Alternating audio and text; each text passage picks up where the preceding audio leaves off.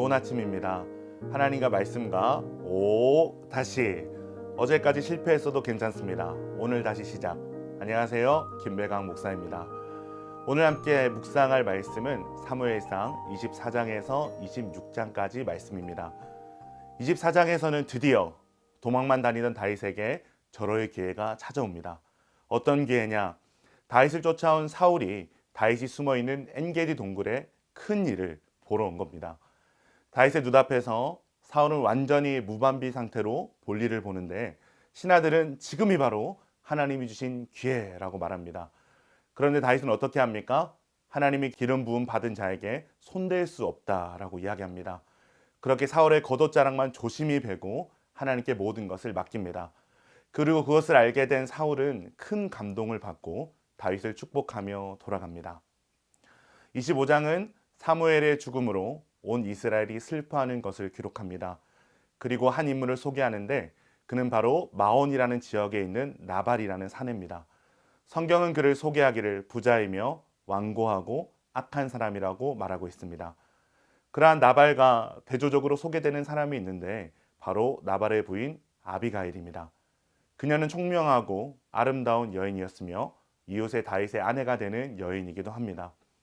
다윗은 신하들을 시켜 자신들이 당신들을 적으로부터 보호했으니 우리를 도우라 라고 전합니다. 그런데 나발은 보란듯이 다윗의 요구를 거절합니다.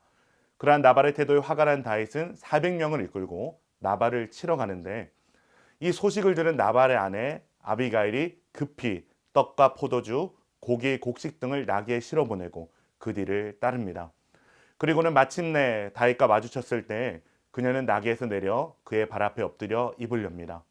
다윗을 내 주라고 고백하며 자신을 당신의 여정으로 낮추며 말하기를 앞으로 큰 일을 할 뿐이 후회할 만한 과오를 범하지 않기를 간구합니다. 분노에 휩싸였던 다윗은 아비가일을 통해 정신을 차리게 되고 자신의 살육을 막아주신 여호와께 감사를 드리며 아비가일을 축복합니다. 집으로 돌아간 아비가일은 남편 나발에게 이 모든 사실을 알립니다. 그리고 그것에 낙담한 나발은 몸이 돌과 같이 굳어가다가 열흘 뒤에 하나님께서 친히 치심으로 죽게 됩니다. 그렇게 나발이 죽게 된 이야기를 듣고 다윗은 하나님을 찬양하며 아비가일을 아내로 삼습니다. 그렇게 스스로 살육하는 일도 피했고 지혜로운 여자를 아내로 얻은 다윗에게 다시 한번 시험이 찾아옵니다. 다윗의 은혜를 잊은 사울이 다시 그를 죽이겠다고 추격해온 것이죠. 그래서 다윗은 아비새라는 장수와 함께 야밤에 사울의 진영에 숨어 들어갑니다. 진영에 들어가자 곤히 잠들어 있는 사울의 모습이 이들의 눈앞에 들어옵니다. 또다시 사울을 죽일 수 있는 절호의 기회가 온 것이죠. 아비새는 하나님이 당신의 원수를 넘기셨다 하고 감탄하며 다윗을 대신해서 자신이 사울을 죽이기를 청합니다. 그러나 다윗은 여호와의 기름 부음 받은 종을 손댈 수 없다라고 말하며 사울의 물병과 창을 취하여 사울의 진영을 빠져나옵니다. 그렇게 진영에서 멀리 떨어진 다윗은 사울의 진영을 향하여 크게 소리칩니다. 먼저는 자신이 사울의 물병과 창을 가져오는 것을 몰랐던 사울의 용사 아브넬을 책망함과 동시에 사울에게 자신이 당신을 죽일 마음이 없다는 것을 다시 한번 알려줍니다. 그리고 사울은 또 한 번 다윗의 마음에 감격하게 되고 다윗을 축복하며 돌아갑니다. 여기까지가 사무엘상 24장에서 26장까지의 내용입니다. 오늘 본문을 통해 우리가 붙잡아야 할 적용점은 무엇일까요? 그것은 바로 하나님의 뜻을 아는 분별력이 우리 가운데 있어야 한다는 것입니다. 다윗은 2번이나 사울을 죽일 수 있는 기회를 맞이했습니다. 누가 봐도 하나님이 주신 기회와 같은 순간에 다윗은 하나님이 기름 부은 자를 내가 손댈 수 없다라고 단호하게 이 모든 목소리를 뿌리치고 사울을 살려줍니다. 분노 가운데 나발을 치러 가는 과정 속에서도 아비가일을 통해 하나님의 뜻을 발견하고 자신의 살육을 막아주신 하나님께 감사와 찬양을 드리며 이 모든 상황을 하나님께 맡겨드립니다.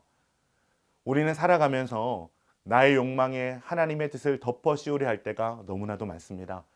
그것을 신앙의 편의주의라고 하는데 이 편의주의는 중심에 하나님을 진정으로 사랑하는 마음이 없으면 따라갈 수밖에 없는 아주 매력적인 것입니다.